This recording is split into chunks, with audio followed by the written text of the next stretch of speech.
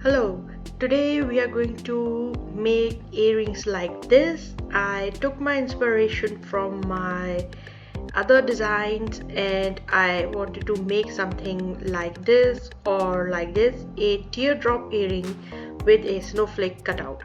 So for that I make this design and I modified this design for laser cutting tool.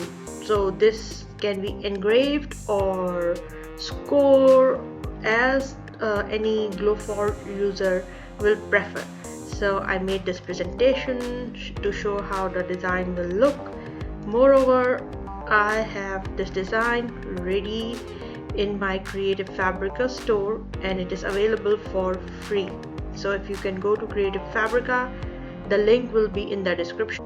We will start making our snowflakes earrings. So these are the snowflakes which I have created in my previous videos and these are my designs. So I'm going to use one of them to make my earrings. So I'll just copy it and paste it on my working layer right here, and right here it is this snowflake is 12 into 12, so I'll make it a little bit smaller. So I'm in my Illustrator and my 12 into 12 file is ready and my guides are ready, and I will bring this. I always have this 2 into 2 inch box which defines the dimension of my earrings. All my earrings I try to keep them into 2 into 2 inch area because then it is easier to imagine how the final design will look. So very quickly I'm going to start making teardrop shapes and then I'm going to cut this snowflake through those earrings. So let's start a teardrop shape now. Here one thing I want to explain that I'm using my mouse. I'm not using my Wacom tablet. So because just to make quicker and faster and show that what is possible with simple devices. So I'm also going to bring up my grid and let's start. So I'm going to build my first teardrop shape by selecting pencil tool. By selecting a color, I will choose dark blue and I'll start drawing. So just to make teardrop shape, I'm just going to create a shape like that. This is a good shape. Let's finish it and let's change the color so you can see what is going on in this shape. You can see here that there are so many anchor points in this little shape. 1 2 3 4 5. I don't need that many. I need to clean this shape. So for that I'm going to go to object, select this line, go to object, path and simplify and turn on the preview. And now this originally it has 5 anchor points, now I have 2, so this is good. And now I'm just quickly going to replicate this and reflect this line. So I'm going to select the shape, right click, transform, reflect, and I'm going to copy vertical, reflect it and copy it. So and with the arrow key on my keyboard I'm going to bring it to the other side. Here you go. So we are slowly building our shape. I just want to show you what's going on right here. Let me turn off my guides, the grid as well. So to make a teardrop shape, you see now these two are two different paths. I need to combine them to make a clean new shape.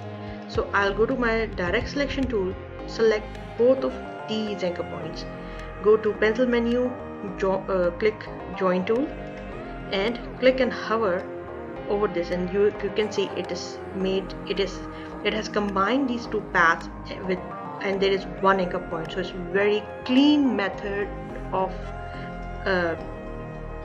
joining two paths. Again I will select the bottom of the design and select join tool again and click and hover over it, and this is my file ready. I'll just bring up my guides so we can see where we are and change the color. Maybe let's make it orange.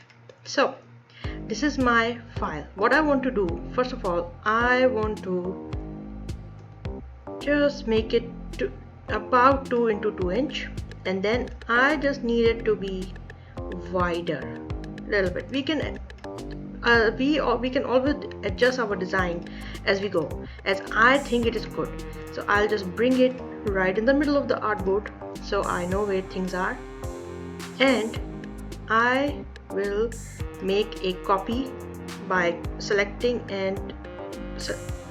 or you can simply Control C, Control V. So this is my safe copy. So this is what I'm going to keep it. If I destroy this one, I'll always have my original one. Now I will keep working on this new design. So first of all, I'll change it from stroke to fill like that, and change the color. Now you can see what I want. I want this shape to be little rounder from the top. So I'm going to select my direct selection tool and only click this anchor point when it's highlighted, and bring this down, this widget which rounds the shape, bring it down a little. You can see now the shape is ready, and this looks like an earring. Now I'll just align it right in the middle of the artboard. Now what I'm going to do is I'm going to copy my snowflake, Control C, Control V. Simple. Copy and paste, and just adjust the size according to this shape. And when I'm adjusting the snowflake, I will take care that I have enough material around it. So when it's cut in this teardrop shape, it will be stronger. It will not make a flimsy structure. And so I can go a little bit more, I can make it a little bit bigger. So I'll just do it, and that's good. And now for the fun of it, and to make this my signature earring, I'm going to put a star. Star have significance during holidays. So, and I'm just going to go to rectangle tool area, and I'm going to choose star tool. And what I'm not going to just like pull this star and like make the star. No, what I want, I will hold my shift, I'll select the star tool, hold shift and alt, and drag with the mouse and make a very beautiful, very nice star, and put this star right here. In fact, put the copy. So, and these are the elements which I want cut through this earring design. What I'm going to do now, I'm going to worry about my jumping hole where the earring hardware will go. So for that, I'm going to choose a different color, and I'm going to choose ellipse tool. I work in inches. I'm going to click once and put 10 into 10 inch. This is how big I want my jumping hole. This earring, I want machine to do the work and clean work. So this jumping hole is good to go. When it is needed to be cut through laser or leather, it will be cut nicely. So now I will select everything and horizontal align to artboard. Now everything is right in the middle. I'll remove my guides so I can inspect this design,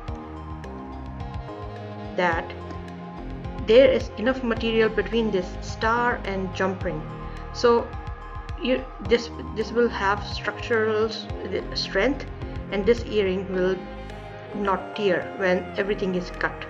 So now everything, again check the alignment, and what I'm going to do, I'm just going to make a copy here. Select everything and click Alt, make a copy, because this is your basic structure. This is your basis, and keep this design as a safe copy and work on this one. So if you destroy this one, you will always have a safe copy. So I'm going to select everything now. I'm going to go to my Pathfinder. You can go to Pathfinder by going to Windows, Pathfinder. Usually people have it here. I keep it here all day long because I use it every day. So I'm just going to select everything and go to Pathfinder and minus front. Click minus front. Here you go. This earring is ready to go. Our earring is now ready, but now we will inspect it on its own layer here. So it is on a working layer. I will just put it on a new layer just to inspect and show you how this design will work. I'm just going to Control C, copy it, hide, and I will Control F, put it right there in the front of in the new layer. Now what I'm going to do, I'm going to inspect this design. Here you see it's a group, and that is not a good sign. So these paths, you see, if I ungroup it, these paths, they were part of the design of the snowflake, and these are separate parts. So I will delete them because they won't look good, and they will not cut. They will cut separately and will just not be a part of my design.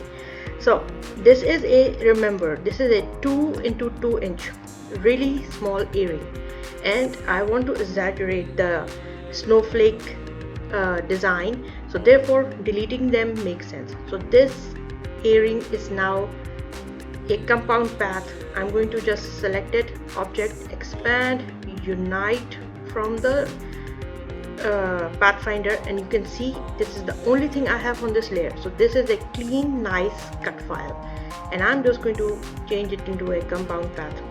We created this earring, and now what I want to do, I want to replicate this design into different shapes. So what we are going to do, this is my final earring, and what I'm going to do, I'm going to build shapes quickly and put these two design elements, the star and the snowflake, and make a matching bundle of different shapes. So let's start.